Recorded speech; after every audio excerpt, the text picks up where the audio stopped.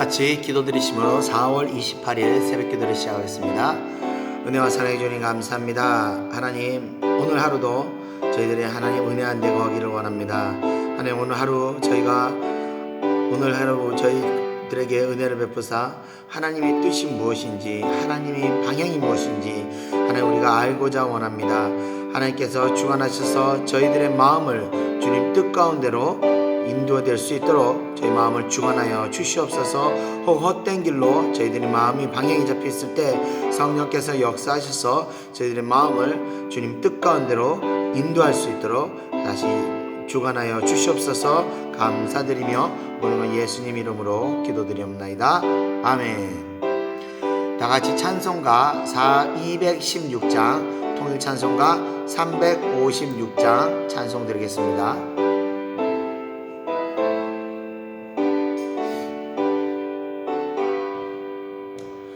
성자의 귀한 몸 날 위하여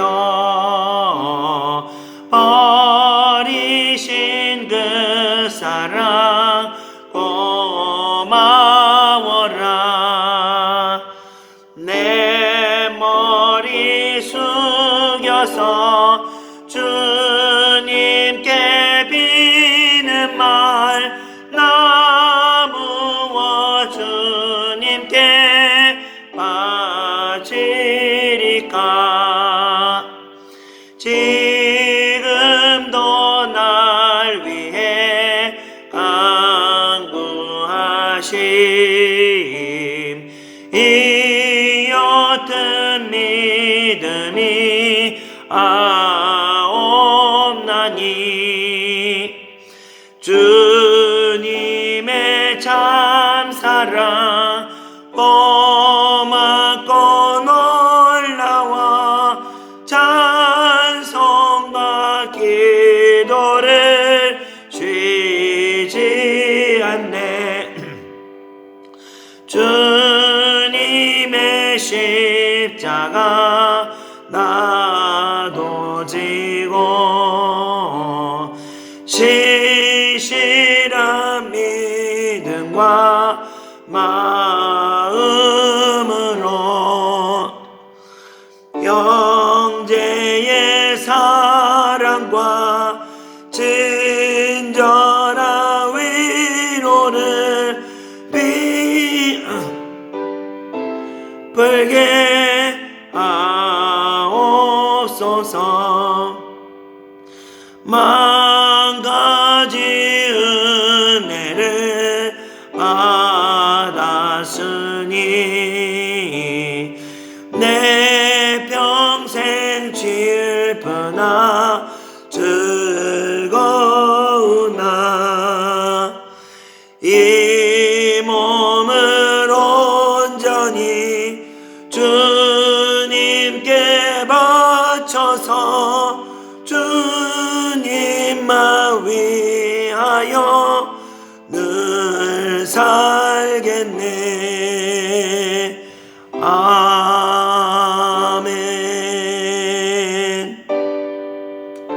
아멘. 자, 하나님 말씀 보겠습니다. 사도행전 15장 1절에서 2절입니다. 어떤 사람들이 유대로부터 내려와서 형제들을 가르치되 너희가 모세의 법대로 할례를 받지 아니하면 능히 구원을 받지 못하리라 하니 바울 및 바나바와 그들 사이에 적지 아니한 다툼과 변론이 일어난지라. 형제들이 이 문제에 대하여 바울과 바나바와 및 그 중에 몇 사람을 예루살렘에 있는 사도와 장로들에게 보내기로 작정하니라. 아멘. 자, 이제 그 이고니온에서 이렇게 박해를 피해서 루스드라에 와서 앉으면서부터 반진뱅이였던 사람을 이렇게 세운 이후에 이들은 그 지역 사람들로부터 막 신이라고 추앙을 받게 됩니다. 그러나 그들의 추앙을 완강히 거부하며 자신들도 지극히 평범한 사람인 것을 밝히며 이제 계속 복음을 전하게 됩니다. 자, 그랬더니 이고니온에서 자신들을 박해하려고 했던 사람들이 이제 루스드라까지 찾아와서 무리들을 충동질합니다. 그러면서 돌로 바울과 그 일땡을 쳐서 정말 그가 죽은 줄 알고 성읍 밖으로 끌어내는데 그가 죽지 않고 살아 있었으며 다시 일어나서 계속 전하는 복음을 전하며 지금의 이제 터키 남서쪽에 위치한 밤빌리아와 버가에서 복음을 전하고 또 안탈리아로 내려가서 그곳에서 배를 타고 다시 안디옥으로 되돌아감으로써 이제 바울과 바나바의 1차 전도 여행을 마치게 됩니다. 자, 안디옥에 돌아온 후에 이제 이방인들에게도 성령이 임하며 복음의 문이 열렸다는 것을 보고하기에 이릅니다. 자, 바울과 바나바가 이렇게 복음을 전할 때마다 왜 이렇게 많은 핍박이 일어나는가 하면 그리스도의 복음 자체가 우상과 그 우상을 배격하고 우상에 대한 제사와 이런 것들을 폐하는 것이 바로 이 복음의 영향력입니다. 그래서 모든 지역이 이 우상으로 해서 사실 먹고 살고 또 정치하는 자들이 굉장히 많았습니다. 그렇기 때문에 복음이 들어감을 통해서 그들의 먹고 사는 문제가 이 방해를 받게 되는 겁니다. 마치 우리 조선시대에 유교로 꽉 들어차 있던 시대에 복음이 전해지면서 그 복음에 대해서 제사를 폐하게 되는 문제가 가장 큰 그 유교를 신봉하는 자들의 그 배격을 받았던 것처럼 이 우상 숭배하는 자들에 의해서 또 그걸로 인해서 먹고 살고 또 정치하는 자들에 의해서 이 복음을 전하는 사람들이 이렇게 계속 핍박을 받게 된 것입니다. 자, 그렇게 이제 그 핍박을 받으면서도 복음을 전하던 바울과 일행이 이제 다시 안디옥으로 돌아오게 됩니다. 그리고 이제 15장으로 들어가면서 이제 내용이 또 시작되는데, 자, 그 안디옥의 유대 지역에서 이 거짓 진리를 전하는 자들이 들어오게 됩니다. 그래서 그들은 예수 그리스도를 믿어도 할례를 받아야 구원에 이를 수 있다라는 그런 거짓된 진리를 가지고 복음을 변질시킨 자들이 이제 들어오게 됩니다. 자, 복음을 듣고 구원에 이르는 것이 어떤 눈에 보이는 현상이 나타나는 것이 아닙니다. 그 사람이 믿게 되는 것이 눈에 어떤 보이는 현상을 드러나는 것이 아니라 그 사람의 행동을 보면서 알 수 있는 건데, 그래서 사실 신앙이라는 것은 하나님과 나 사이의 문제를 다루는 것입니다. 근데 사람들은 눈에 보이는 어떤 행위를 통해서 어떤 모습을 통해서 사람들이 마음을 빼앗기게 되는 겁니다. 그래서 진정한 신앙인들은요, 행위에 문제가 있어서 하나님을 의식할 뿐 아니라 하나님만을 의식하지 사람의 시선은 사실 크게 신경 쓰지 않습니다. 하나님과의 관계이기 때문에. 그러나 신앙이 온전하지 않으면 종교적인 의식이나 행위에 더 마음이 끌리게 되는 겁니다. 예를 들면 이 불교에서 뭐 108배를 하는 것이나 천주교에 막 이렇게 의식을 행하는 모습들이 어떻게 보면 처음 신앙생활하는 사람들 볼 때 굉장히 더 거룩해 보이고 정결해 보일 수 있습니다. 또 그들은 스님들 같은 경우는 승복이라 그러죠. 그리고 회색깔로 된 그런 옷을 탁 입고 걸어 다니는 모습을 보거나 또 스님들의 사제복들을 탁 보면 굉장히 거룩해 보이는 모습들을 거기서 느낄 수가 있습니다. 자, 그러나 그에 비해서 이 기독교는요, 특별한 어떤 의식이나 행위가 없습니다. 그저 찬양하고 기도하고 말씀 듣고 그게 답니다. 복장이라고 특별히 정해진 복장이 있는 것도 아닙니다. 자, 그 과정에서 개인이 신인 하나님을 우리가 의식하며 그분과 교통이 이루어지는 것이 바로 예배가 되는 것입니다. 그런데 이 영적 교통에는요, 어떤 종교적 행위가 필수 조건은 아닌 것입니다.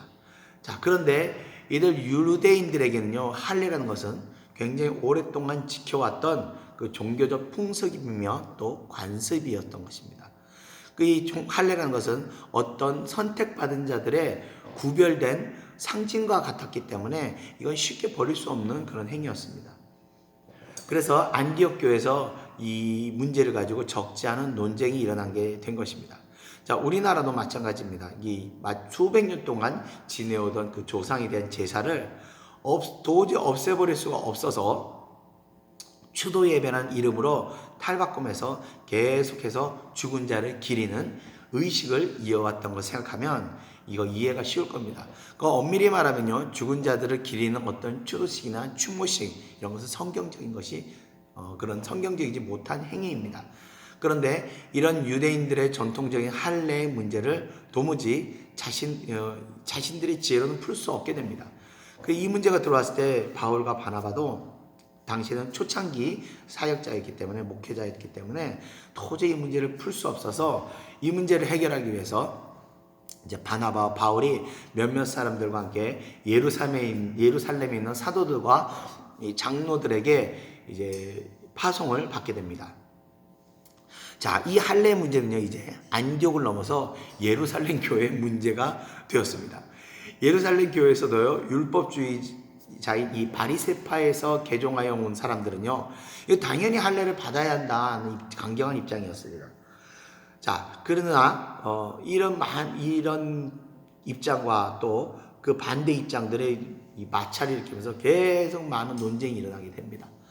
그런 가운데 이제 베드로가 일어나서 그들에게 말합니다. 이 공회에서 자신이 이미 하나님께서 이방으로 복음이 전해지기로 하신 것을 보았으며 오직 믿음으로 마음이 깨끗하여 되어서 이방인과 자신들 사이에 아무 구분이 없게 되었는데 어찌하여 우리 조상들도 또 조상들과 우리도 질 수 없었던 멍에를 그 이방인들의 목에 메어두려고 하는가 하며 할례가 구원의 조건이 될 수 없음을 공의에서 공포하게 됩니다. 다만 야고보 사도가 그때 계속해서 말을 이어서 얘기하는 것은 단지 우상의 제물과 피와 목매어 죽인 것과 음행을 멀리하라는 것을 이제 바울과 바나바에게 편지를 써주고 이것을 스스로 삼가하면 범사에 잘 될 것이라는 그런 결론을 내리게 됩니다. 그리고 다시 이제 바울과 바나바는 안디옥으로 돌아가서 할례에 관한 문제를 결정을 전하며 이 문제를 마무리하게 됩니다. 이때 안디옥 교회가 기쁨으로 충만하게 되었다고 합니다. 자, 항상요, 사람들이 모이는 곳에는요, 문제가 발생합니다. 교회에서도 항상 영적인 문제, 또 교리적인 문제, 또 성도 간의 어떤 문제, 또 성도 간의 물질 문제, 또 음행의 문제 등등 끊임없이 그 문제들이 발생을 합니다. 그래서요, 교회도 교회의 헌법이 존재하고 또 원리와 원칙이 존재하게 되는 것입니다. 근데 그 원리와 원칙 중심에는요, 성령의 인도하심이 계시다는 겁니다.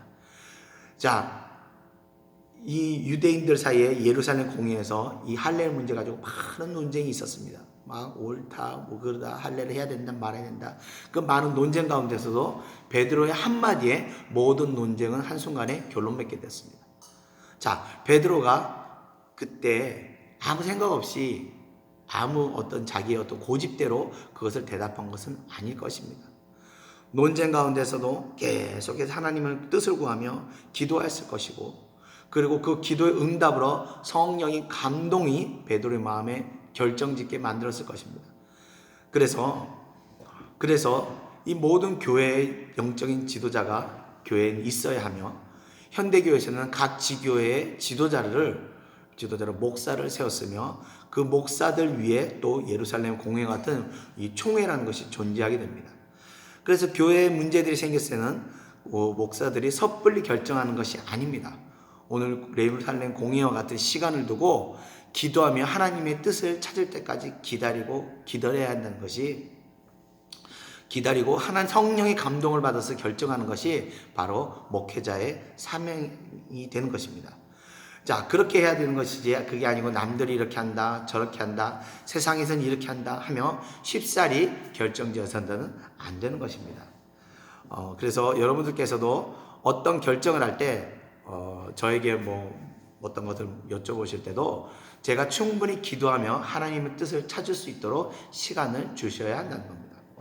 자, 지금 계속 이제 예배에 대한 이야기들을 하시는 분들이 종종 계십니다. 예배를 다시 드려야 되지 않아, 언제 드리냐, 이런 얘기를 하시는데, 사실 코로나 사태 처음에는 저도 빨리 예배를 다시 회복드려야 하지 않나, 어떻게 하면 빨리 예배를 회복할 수 있을까, 뭐 야외에서도 드려볼까 뭐 생각하기도 하고 기도도 했는데 하나님께서 저희 마음을 움직이셔서 이제 예배를 드리라고 허락하실 때 그때 다시 예배를 제가 드리려고 합니다.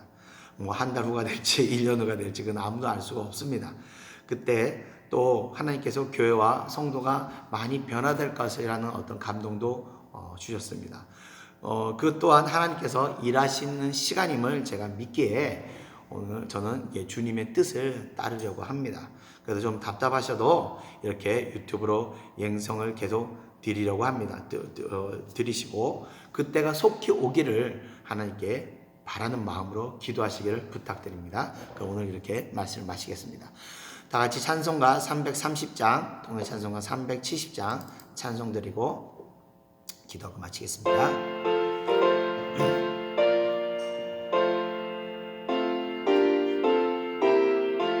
아멘. 어둠 밤 시대리니 내 직분 지켜서 잔이슬 맺힐 때에 일찍 일어나 아도나 힘써서 일하라 일할 수 없는 밤이 속히 오리라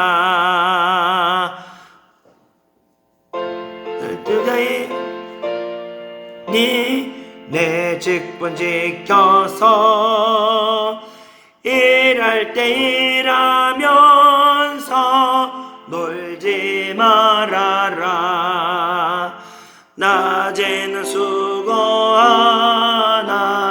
쉴 때도 오겠네 일할 수 없는 밤이 속히 오리라 어둠 밤 시되리니 내 직분 지켜서 지는 해 빗긴 볕에 힘써 일하고 그 빛이 닿아여서 어둡게 되어도 할 수만 있는 대로 힘써 일하라. 아멘. 다 같이 기도드리겠습니다.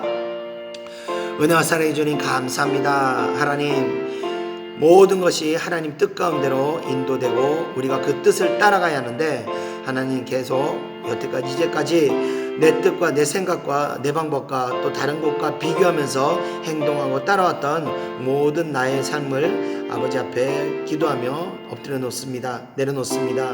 하나님 저희들 마음 가운데 감화 감동하셔서 늘 저희들이 주님 뜻 가운데로 걸어갈 수 있도록 인도하시고 혹 하나님 우리가 헛된 길 잘못된 길로 갈 때 주님께서 역사하셔서 저희들의 마음을 돌이킬 수 있도록 인도하여 주시옵소서. 그리고 하나님 모든 삶 가운데서 우리의 마음 가운데 성령께서 감동 주시고 인도하셔서 늘 하나님 뜻을 따라 우리가 갈 수 있도록 은혜 내려 주시옵소서. 오늘 하루도 저희들이 모두 하나님 뜻 가운데 우리가 인도될 수 있도록 은혜 내려 주시옵소서. 감사드리며 예수님 이름으로 기도드리옵나이다. 아멘.